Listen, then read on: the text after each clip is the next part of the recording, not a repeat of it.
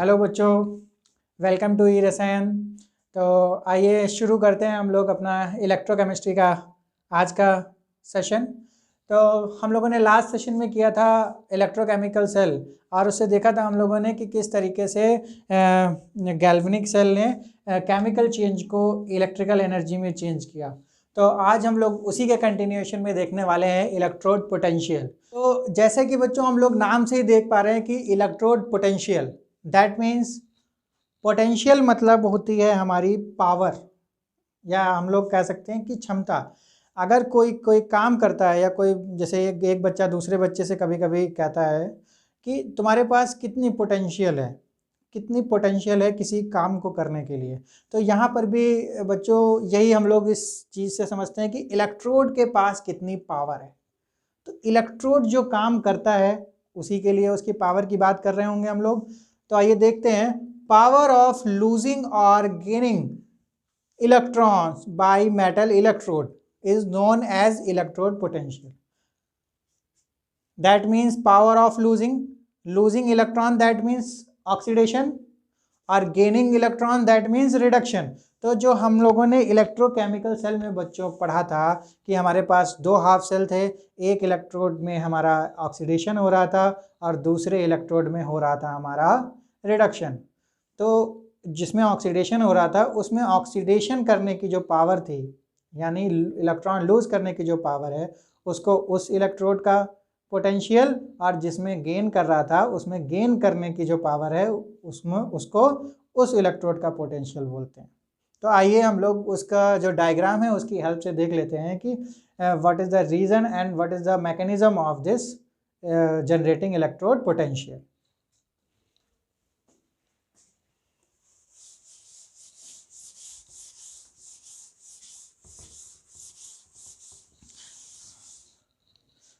बच्चों बहुत ध्यान से देखेंगे, बहुत ही इम्पॉर्टेंट कॉन्सेप्ट है हमारा इलेक्ट्रोड पोटेंशियल का। तो आइए देखते हैं, हम लोगों ने जो एक चैम्बर बनाया था इलेक्ट्रोकेमिकल सेल में उसका हम चैम्बर फिर से बना रहे हैं। तो उसमें हमारे पास एक था इलेक्ट्रोड, और जो वो जिस मेटल का इलेक्ट्रोड था उसी मेटल के सॉल्ट सॉल्यूशन में डिप्ड था। ये था हमारा जिंक का, और ये जो सॉल्यूशन था हमारा ZnSO4 का। तो यहाँ पर बच्चों हमारी प्रोसेस हो रही थी, Zn ऑक्सीडाइज हो रहा था due to its chemical behaviour. तो ये जो Zn था ये हमारा सॉल्यूशन में जा रहा था Zn+2, खूब सारे Zn यहाँ पर इकट्ठा हो रहे हैं। तो देखिए यहाँ पर एक्चुअली होता क्या है, तो इसको अगर हम जूम करके देखें, इसको थोड़ा सा बड़े प्रोस्पेक्ट में देखते हैं, तो ये अगर हमारा इलेक्ट्रोड हम लोग मान लेते हैं, और ये सॉल्यूशन, और ये उसके बीच का इंटरफेस। तो बच्चों यहाँ से Zn, ये Zn का हुआ इलेक्ट्रोड, तो Zn से जब Zn+2 बन रहा है तो हमारे इलेक्ट्रॉन यहाँ पर रिलीज हो रहे हैं। तो जब इलेक्ट्रॉन रिलीज होंगे तो इस इलेक्ट्रोड में जो क्वांटिटी ऑफ निगेटिव चार्ज है उसकी क्वांटिटी क्या हो जाएगी, इंक्रीज हो जाएगी, और पॉजिटिव बहुत ही कम रह जाएंगे। तो जो मेनली क्वांटिटी होगी वो हमारे निगेटिव चार्ज की होगी। Whereas the other side of this interface, that means in the solution, इस सॉल्यूशन में क्या होगा, Zn+2 की कंसंट्रेशन बढ़ रही है, दैट मीन्स पॉजिटिव चार्ज की कंसंट्रेशन बढ़ रही है। तो यहाँ पर हमारे जो पॉजिटिव चार्ज है उसकी कंसंट्रेशन ज़्यादा हो जाएगी किसके कंपेरिजन में, नेगेटिव चार्ज में। तो हम लोग देख रहे हैं कि इस इंटरफेज के इधर नेगेटिव चार्ज की क्वांटिटी ज़्यादा है और इधर पॉजिटिव चार्ज की। तो इस मैकेनिज्म को हम लोग बोलते हैं सेपरेशन ऑफ चार्ज, और सेपरेशन ऑफ चार्ज की वजह से यहाँ पर पोटेंशियल डिफरेंस, इधर का पोटेंशियल अलग है इसका अलग है, तो एक पोटेंशियल डिफरेंस क्रिएट हो गया। तो हम लोग यहाँ पर लिख देते हैं, इसमें क्या हो गया है, सेपरेशन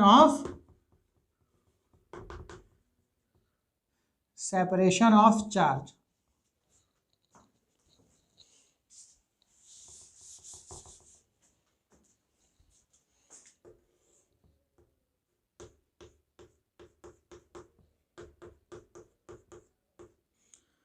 तो ये हमारा आ गया है सेपरेशन ऑफ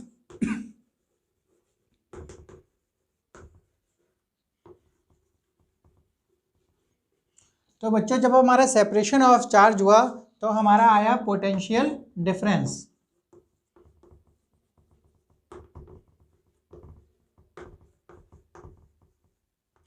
पोटेंशियल डिफरेंस आया अक्रॉस दिस इंटरफेस, इस इंटरफेस की इधर इलेक्ट्रोड है और ये हमारा सॉल्यूशन है।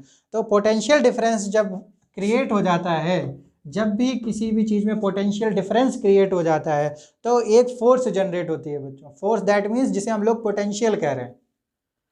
जब इन दोनों के बीच में पोटेंशियल डिफरेंस क्रिएट हुआ तो एक फोर्स जनरेट होगी, एक पोटेंशियल जनरेट होगा, इसे हम जनरली फोर्स कह देते हैं। तो जो वो फोर्स होगी, वो फोर्स या तो इस डायरेक्शन में फोर्स जनरेट करेगा, इस डायरेक्शन में लगेगा फोर्स, या फिर इस डायरेक्शन में। That means from electrode to solution, either electrode to solution और फ्रॉम सॉल्यूशन टू इलेक्ट्रोड।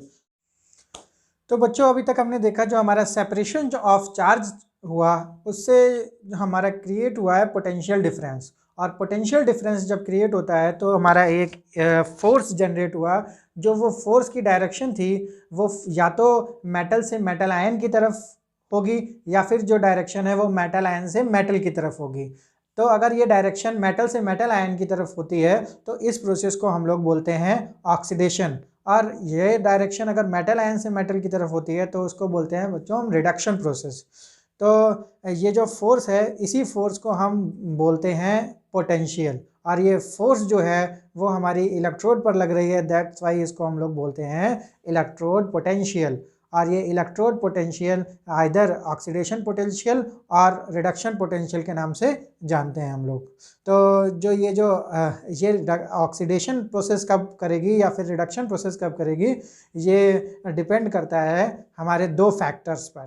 तो यहाँ पर जो दो फैक्टर्स हैं वो हमारे क्रिएट हुए हैं पोटेंशियल डिफरेंस से। तो जो वो दो फैक्टर्स हैं बच्चों, वो फैक्टर होते हैं हमारे सॉल्यूशन प्रेशर और ऑस्मोटिक प्रेशर।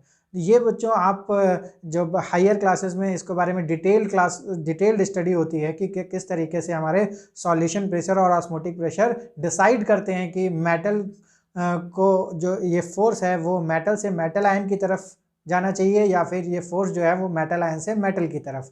तो दो कंडीशन हमारी बनती हैं। एक जो कंडीशन बनती है जिसमें ऑक्सीडेशन हमारा अकर होता है वो होता है solution pressure is greater than osmotic pressure.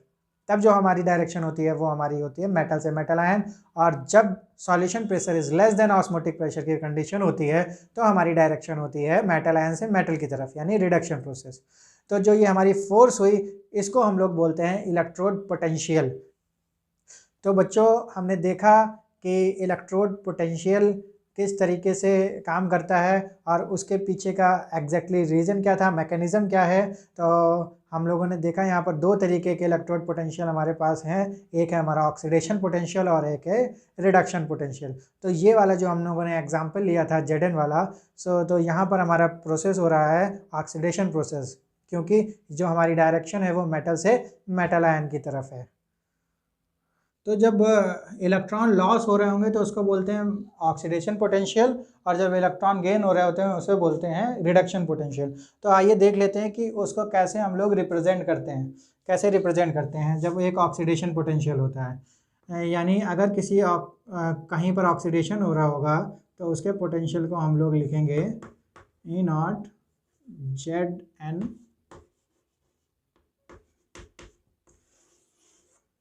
ये रिप्रेजेंटेशन हमारा होता है ऑक्सीडेशन पोटेंशियल का। अगर इसी को हम लोग रिडक्शन के रूप में दिखाना चाहें तो इसका रिप्रेजेंटेशन हो जाएगा बच्चों Zn+2 से Z।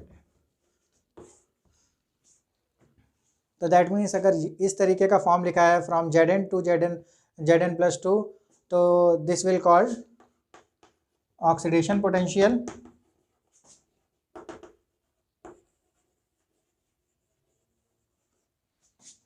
And if this form will be shown, then it will known as reduction potential.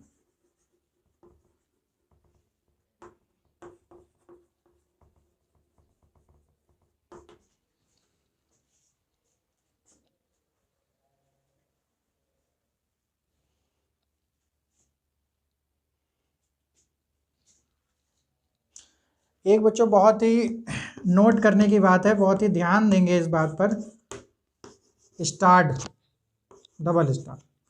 क्या ध्यान देने वाली बात है, अगर हमारा ऑक्सीडेशन पोटेंशियल क्या हो, वोल्ट, ये बेटा डाटा पहले से बताया होगा। ये अगर सपोज करो ये दिया हुआ है कि जो हमारा Zn का ऑक्सीडेशन पोटेंशियल ये है, तो अगर हमें इसका रिडक्शन पोटेंशियल पता करना होगा तो वैल्यू में क्या चेंज होता है, केवल अपोजिट साइन हो जाता है। सपोज करो इसका हमें रिडक्शन पोटेंशियल निकालना है, Zn का रिडक्शन पोटेंशियल, तो केवल इसका साइन, जैसे दैट मीन्स यहाँ पर पॉजिटिव है तो यहाँ पर हो जाएगा नेगेटिव 0.76 वोल्ट। तो जो हमारा सेम अगर ऑक्सीडेशन पोटेंशियल उसी का रिडक्शन पोटेंशियल देखना है तो केवल चेंज होगा हमारा साइन में, साइन अपोजिट हो जाएगा। तो ये बात हमको ध्यान रखनी है बिल्कुल कि जो ये हमारा ऑक्सीडेशन और रिडक्शन पोटेंशियल होता है, अगर सेम मेटल का है, सेम केमिकल कंपाउंड का है, तो उसका जो डिफरेंस होगा वो केवल अपोजिट साइन हो जाएगा। आइए बच्चों हम लोग अब बात करते हैं ईएमएफ ऑफ द सेल की। आई होप कि इलेक्ट्रोड पोटेंशियल बच्चों आप लोगों का क्लियर हो गया होगा। Electrode potential is nothing but the power of losing और gaining electron by the electrode, कि वो उसके पास कितनी पावर है ऑक्सीडाइज होने के लिए या फिर उसके पास कितनी पावर है रिड्यूस होने के लिए। और उसका रीज़न अभी हम लोगों ने देखा कि सेपरेशन ऑफ चार्ज से एक पोटेंशियल डिफरेंस क्रिएट होता है जिससे एक जिससे उसको पोटेंशियल मिलता है। आइए देखते हैं नेक्स्ट टॉपिक। आइए बच्चों बात करते हैं हम लोग EMF of the cell.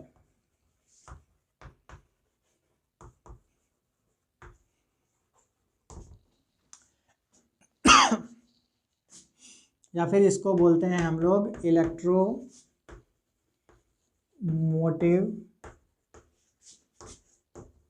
Force. EMF of the cell और इलेक्ट्रोमोटिव फोर्स। बच्चों जब हम लोगों ने इलेक्ट्रोड पोटेंशियल की बात करी, यानी सिंगल इलेक्ट्रोड पोटेंशियल की बात करी, तो हम लोग बात कर रहे थे जो हमारा इलेक्ट्रोकेमिकल सेल था उसके जब दो चैम्बर से मिलकर हमारा सेल कंप्लीट होता है, तो एक चैम्बर हमारा होता है ऑक्सीडेशन के लिए और दूसरा चैम्बर होता है हमारा रिडक्शन के लिए। जब ये दोनों चैम्बर की सर्किट पूरी की जाती है तो हमारी रिडॉक्स रिएक्शन कंप्लीट होती है, हमारा जो भी इलेक्ट्रॉन या करंट हमारा जनरेट होता है। तो अभी हम लोग बात कर रहे थे केवल एक एक इलेक्ट्रोड के पोटेंशियल की। तो बच्चों हम लोग देखते हैं कि जो ईएमएफ ऑफ द सेल है वो इन दोनों के पोटेंशियल का डिफरेंस होता है। That means if we talk about the definition of EMF of the cell is then EMF of cell is nothing but the potential difference between the two terminal of the cell। इन दोनों जो terminal है इनके बीच का जो potential difference है उसको हम लोग बोलते हैं EMF of the cell, that means electromotive force. तो इन दोनों के बीच का जो डिफरेंस क्या है, अब सपोज करिए बच्चों यहाँ का जो इलेक्ट्रोड है, ये वाला इलेक्ट्रोड है, इसका कुछ पोटेंशियल होगा, कुछ वैल्यू होगी इसकी, इस वाले इलेक्ट्रोड की कुछ वैल्यू होगी, और तो जो इन दोनों की जो वैल्यू के बीच का जो डिफरेंस है, जब तक वो डिफरेंस रहेगा तब तक ही क्या करेगा, जो हमारा इलेक्ट्रॉन है वो मूव करता रहेगा।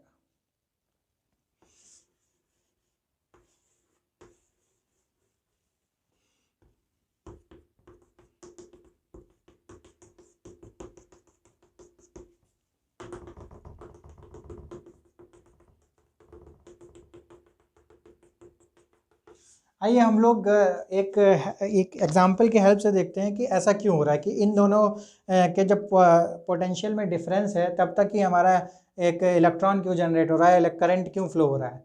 तो हम लोग एक सिंपल सा एग्जांपल ले लेते हैं। जैसे अगर हम लोग एक वेसल लेते हैं और एक दूसरा वेसल लेते हैं, इन दोनों को हम लोग क्या करते हैं, बिल्कुल टच करके रख देते हैं। कोई मेटल के वेसल है, इसका टेम्परेचर है सपोज करते हैं 30 डिग्री सेंटीग्रेड और इसका टेम्परेचर है 0 डिग्री सेंटीग्रेड। या सपोज कर लेते हैं इसमें एक गर्म पानी है और इसमें 0 डिग्री सेंटीग्रेड का यानी बर्फ़ है इसमें, या फिर ठंडा पानी है। तो जब इन दोनों को हम लोग बिल्कुल पास में रखेंगे, इसकी जो बॉडी को टच करके रखेंगे, तो क्या होने वाला है, ये जो हमारे पास हॉट वाटर है ये क्या होने लगेगा, धीरे धीरे इसका टेम्परेचर डाउन होने लगेगा, और ये वाला जो हमारा कोल्ड वाटर है इसका टेम्परेचर क्या होने लगेगा, रेज करने लगेगा। क्यों करने लगेगा, सबको पता है ऐसा क्यों होता है। जो टेम्परेचर है वो हमारा जो हीट है वो करने लगेगी मूव,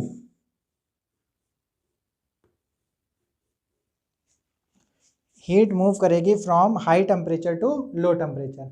तब तक मूव करेगी बच्चों जब तक कि ये टेम्परेचर क्या नहीं हो जाते, इक्वल नहीं हो जाते। तो ये जो हमारा लॉ है,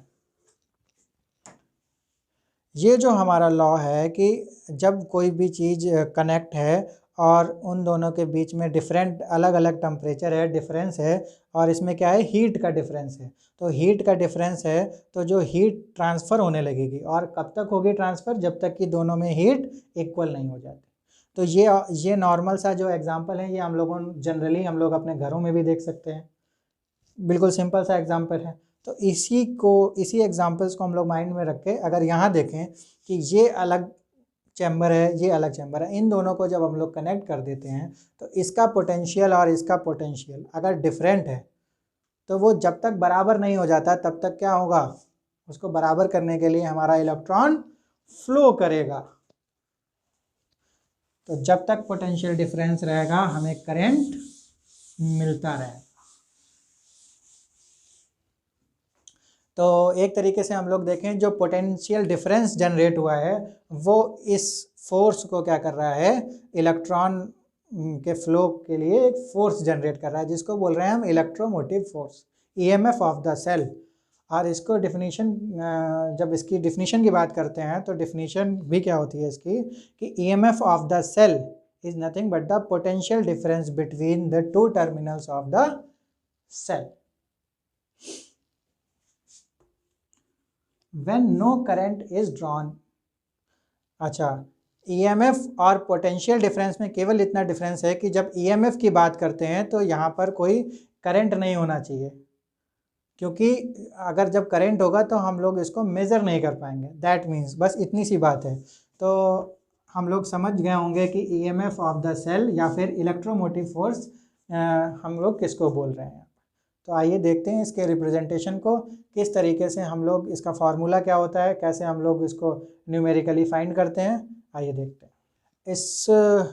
इस EMF ऑफ द सेल को हम लोग मेज़र करते हैं इस, यहाँ पर या तो पोटेंशियोमीटर या इसको गैल्वेनोमीटर भी बोलते हैं, गैल्वेनोमीटर लगाते हैं, इसको हम EMF को क्या कर सकते हैं, मेज़र कर सकते हैं। और दूसरा एक इम्पॉर्टेंट पॉइंट है कि इस EMF को अगर एक सर्टेन स्टैंडर्ड कंडीशन में लेते हैं तो इसी EMF को हम लोग बोलते हैं standard EMF of the cell या फिर स्टैंडर्ड इलेक्ट्रोमोटिव फोर्स। आइए देखते हैं कि इसको कैसे फाइंड करते हैं।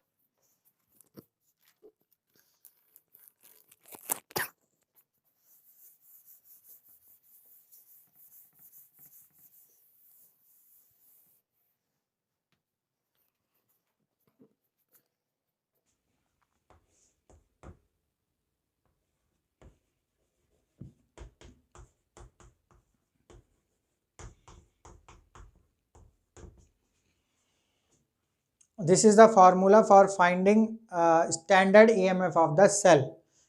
Standard EMF of the cell is equals to standard EMF या standard electrode potential of the right container minus the electrode potential, standard electrode potential of the left container। अब ये जो राइट में है या फिर इसको लिख सकते हैं E nought of cathode minus E nought of anode. इन दोनों में से हम लोग किसी को भी एक याद कर सकते हैं। वैसे जनरली हम लोग राइट और लेफ्ट से भी देख सकते हैं। राइट में रिडक्शन होता है या फिर कैथोड का इलेक्ट्रोड होता है, और लेफ्ट में हमारा या तो ऑक्सीडेशन होता है या फिर एनोड वाला इलेक्ट्रोड होता है। तो जिससे भी हमको याद रहता है उस फार्मूले से हम लोग इस फार्मूले को मेमोराइज कर सकते हैं। तो ये हमारा फार्मूला, ये दोनों सेम फार्मूले हैं। तो इसकी हेल्प से हम लोग फाइंड कर सकते हैं E naught of the cell या standard EMF of the cell. इसमें याद रखने वाली एक नोट करने वाली बात ये है कि चाहे कैथोड का या चाहे राइट साइड का चाहे लेफ्ट साइड का किसी का भी हम लोग जब स्टैंडर्ड पोटेंशियल लिखते हैं तो हम लोग उसको रिडक्शन पोटेंशियल के फॉर्म में ही लिखते हैं। आइए एक एग्जांपल की हेल्प से हम लोग देख लेते हैं कि what I am trying to say. तो एग्जांपल यहाँ पर एक सेल दी हुई है बच्चों, जिसका हम लोगों को फाइंड करना है स्टैंडर्ड ईएमएफ। इस सेल का हमको फाइंड करना है स्टैंडर्ड ईएमएफ और हमको हमारे पास दो डाटा दिए हुए हैं। mg का रिडक्शन पोटेंशियल दिया हुआ है -2.37 और यहाँ पर हमारा cu का भी रिडक्शन पोटेंशियल दिया हुआ है 0.34 वोल्ट। तो आइए हम लोगों को फॉर्मूले का पता ही है, ER माइनस E लेफ्ट। अब हम लोगों को ये ध्यान रखना है कि इन दोनों को रिडक्शन पोटेंशियल के फॉर्म में लिखना है। आई थिंक जो डाटा दिया हुआ है वो भी दोनों रिडक्शन पोटेंशियल के फॉर्म में दिया हुआ है। अब यहाँ पर mg का ऑक्सीडेशन हो रहा है, लेकिन जो ये जो हमारा पोटेंशियल दिया है वो रिडक्शन के ही फॉर्म में। तो वैसे कि वैसा हम लोग यहाँ पर देख लेते हैं। राइट में रिडक्शन होता है, दैट मीन्स रिडक्शन हो रहा है cu का, तो वैल्यू आनी है हमारी 0.34 माइनस, और लेफ्ट में होता है ऑक्सीडेशन। ऑक्सीडेशन हो रहा है बच्चों हमारा mg का, ये mg की हमारा रिडक्शन पोटेंशियल है। तो यहाँ पर वैल्यू रखनी है हमको 37 वोल्ट। तो 0.34 माइनस माइनस प्लस 2.37, तो इसकी वैल्यू आ रही है हमारी 2.71 volt. E naught cell standard EMF of the cell of this cell is 2.71 volt. ये हमारे पास एक केमिकल रिएक्शन है, इसके लिए हमारे पास डाटा है ये वाला, और हमको कैलकुलेट करना है standard EMF of the cell. तो हमारी सेम फार्मूला होगा ER माइनस E लेफ्ट। तो सबसे पहले अगर इसको हम लोग सेल के लिख लेते हैं तो Zn प्लस 2, और हमारा यहाँ पर रिडक्शन हो रहा है Ag प्लस का Ag में। तो ये जो हमारा फॉर्म है ये हमारा सेल फॉर्म है। तो यहाँ पर जो हमारा राइट में है वो है Ag प्लस से Ag, तो यहाँ पर हमारा रिडक्शन फॉर्म में ही दे रखा है, तो यहाँ पर वैल्यू आ जाएगी 0.80 माइनस। अब जो लेफ्ट में है हमारा जिंक, तो जिंक की वैल्यू दे रखी है हमारी ये, पर हमको ध्यान देना पड़ेगा यहाँ पर हमारा रिडक्शन पोटेंशियल की बजाय यहाँ पर दिया क्या है ऑक्सीडेशन पोटेंशियल। तो बच्चों हम लोगों ने पहले ही बात की थी कि जब इस फॉर्मूले में हम लोग रखते हैं तो केवल रिडक्शन पोटेंशियल रखते हैं, चाहे उसका रिडक्शन हो रहा हो चाहे उसका ऑक्सीडेशन हो रहा हो। तो यहाँ पर वैल्यू हमारी ऑक्सीडेशन पोटेंशियल की दी है, तो इसको रिडक्शन पोटेंशियल में चेंज करने के लिए हमको क्या करना पड़ेगा। I have already told you that for changing in the reduction potential form we have to do what, हमको करना पड़ेगा इसका साइन अपोजिट। तो जो हमारा रिडक्शन पोटेंशियल हो जाएगा -0.76 वोल्ट। तो हम लोगों को यहाँ पर रखना पड़ेगा 0.76 वोल्ट।